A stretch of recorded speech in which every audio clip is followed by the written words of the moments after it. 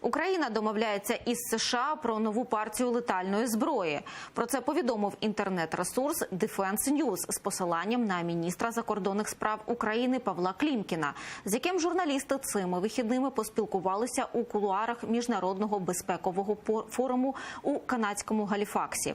Головний український дипломат в інтерв'ю Defense News заявив, що Київ веде тісні дискусії із Вашингтоном щодо нових поставок в Україну оборонного озброєння для протидії російській агресії на Донбасі.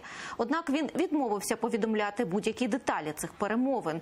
Журналісти припустили, що питання чергової партії американської летальної зброї для України Павло Клімкін міг обговорювати з держсекретарем Сполучених Штатів Америки Майком Помпео, з яким він зустрічався у Вашингтоні саме напередодні свого візиту на безпековому форумі у Галіфаксі.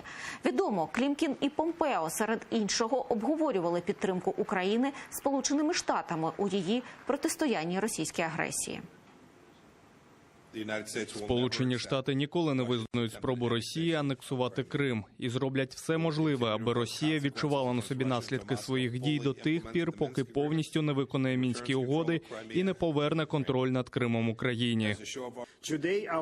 Сьогодні наші країни, Україна і США, стоять пліч-опліч у протидії агресії Росії. Ця агресія набирає різних форм. Це гаряча війна в Україні, де Росія окупувала Крим і частину Донбасу. Війна, яка триває в цей самий момент в самому серці Європи.